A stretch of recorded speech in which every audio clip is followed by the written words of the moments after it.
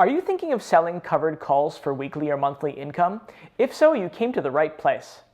In this video, I'm going to talk about selling covered calls, what call options are, what you need to know, how they work, and the steps I use to sell them. Also, I'm going to show the one thing that you must avoid when selling covered calls. I promise if you skip through it, it could put you in a rough spot, so stay tuned. Also, I'm going to give you a bonus. I'm going to explain an advanced way of selling covered calls if you don't already own the stock. Now, before I get into it, I want you to know that I am not an investment banker, a financial advisor, an accountant, or in any way licensed to provide financial or investment advice. Actually, I'm just a high school dropout who learned how to save and invest in businesses and eventually retire from a day job at 35 years old. That was 7 years ago. So everything that I talk about in this video is for entertainment purposes only because, like I always say, invest with a trusted investment advisor. But at least by the end of the video, you'll have another way to earn additional weekly or monthly income by selling covered calls. And then you can discuss the method with your investment advisor to see if the plan is right for you. Now, if you're new to the channel, my name is Rick Orford, author of The Financially Independent Millennial. And if you like videos about investing or making money or even retiring early, now's a great time to go ahead and hit the subscribe button. That way you'll never miss one of my videos. Oh, and before I forget, this video is brought to you by thefinanciallyindependentmillennial.com. It's my blog where you can learn to save, invest, and become financially independent and retire early. Now, you might be wondering, what the heck do I know about selling covered calls? Well, I've been active buying and selling stocks and options for nearly 20 years. And you know, buying and selling stocks can be complicated enough. And selling options is a strategy that investment bankers typically use, or those who are super savvy. But it doesn't have to be that way. Now, you might have heard of selling put options. If you haven't or want to know more, here's a video to learn more about it. Selling put options can be an easy way to make money when the markets are going up, but there's risks. On the other hand, I think selling covered calls could be one of the safest ways to invest. But in order to be successful with any investment strategy, you have to understand the mechanics. And I'll go over all of it today. First, it's essential to know what an option is. An option is a contract between a buyer and a seller that specifies four things: rights and obligations, the underlying security or commodity, the expiration date, and the strike price. And with a call option, the seller sells the option contract to a buyer. And the call option buyer gets the right, but not an obligation, to buy an equity or a commodity from the option seller within a specific time period and at a set price. In other words, the person who sells the call option may be required to sell something to the buyer at a specific price, should the buyer decide at any point before the expiration date. The covered portion of the covered call simply means that the call seller already owns the equity that he or she is selling the call option on. Let's take an example of Jimmy, Sally, and a pound of coffee beans.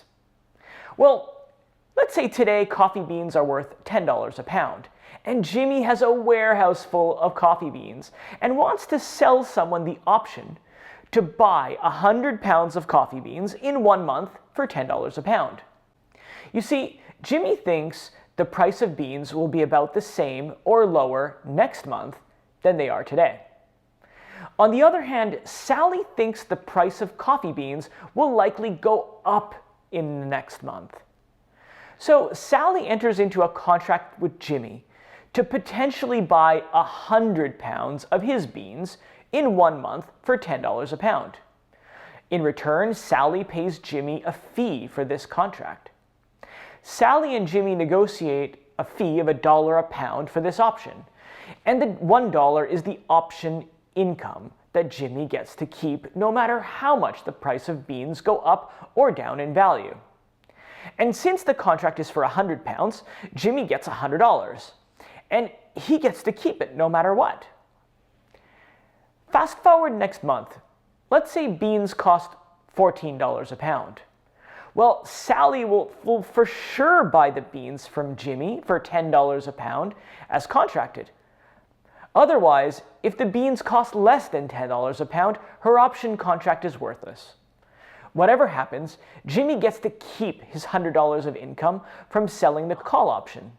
So who would you rather be, Jimmy or Sally? Or are you confused? If you are, I can't say I blame you. Look, to sell a covered call option, you need to first own the underlying equity.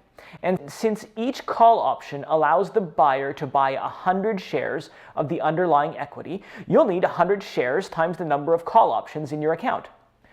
For example, if you want to sell one covered call option on the S&P 500 index, let's say the SPY, you'll need to have 100 shares of the SPY in your brokerage account.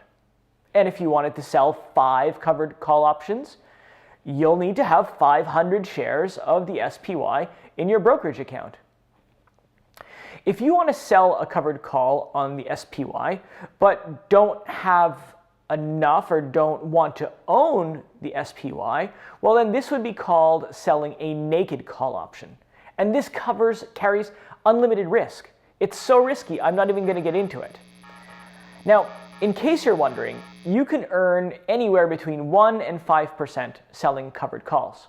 How much you earn depends on how volatile the stock market currently is, the strike price, and the expiration date.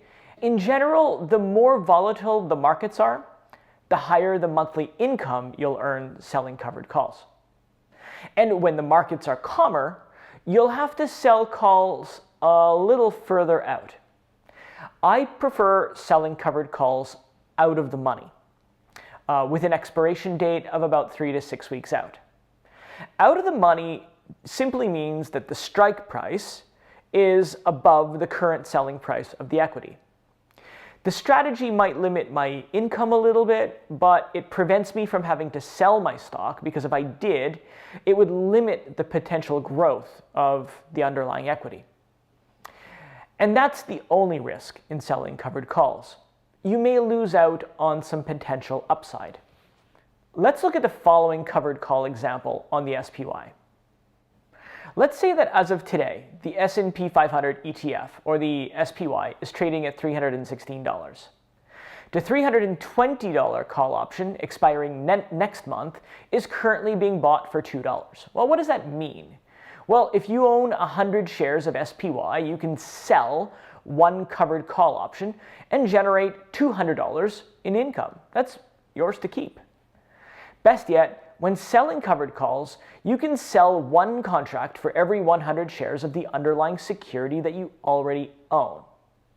So let's fast forward a month. One of two things will happen. Remember, you sold an SPY call option at a $320 strike price. Well, in a month, if the SPY trades for more than $320, your contract will be exercised. Yes, you'll be obligated to sell your shares for $320. Is this bad? Well, consider that you bought the SPY for $316 and you sell it for $320. You made a $4 profit per share on SPY, so $400.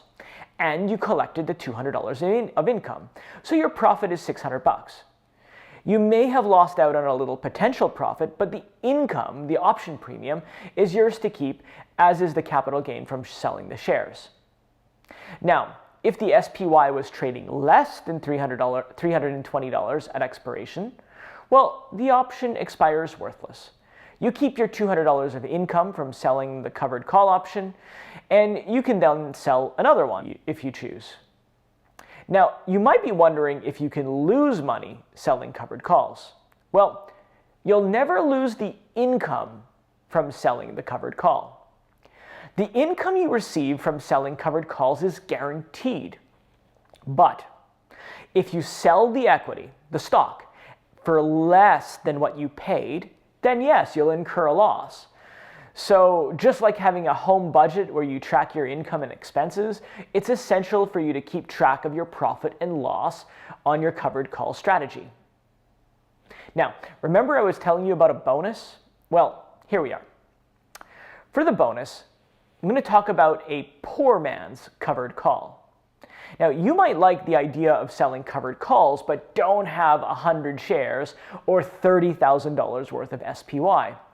Or maybe you want to sell a covered call on something that you don't own. If so, you can consider a poor man's covered call. And here's how it works. Remember, when you sell a covered call, the call option is covered by the underlying stocks and ETFs that you already own. With a poor man's covered call, you don't actually need to own the stock. Instead, you'll need to replace the stock with something else. Here's how. It's called a vertical spread. With a vertical spread, you sell a call option and then buy another call further out of the money with the same expiration and underlying equity. For example, if we take from the example above or from before, the SPY is trading at $316 and the $320 call option expiring next month is selling for $2. The $322 call option is selling for $1. Well, in this case, let's say you don't own or want to own $31,600 of SPY. Then, for example, you could sell the $320 SPY call option and collect an income of $200. And at the same time, you can buy the $322 call option for $100, leaving you with $100 of profit. The call option with the higher strike price becomes the covered portion. And with a poor man's covered call, your risk is the difference between the strike prices minus the income. So in this case, the worst case scenario that you could lose is $100. Here's what could happen. For example, on expiration day, if SPY is selling above $320, you'll get exercised and you'll be forced to sell SPY at $320.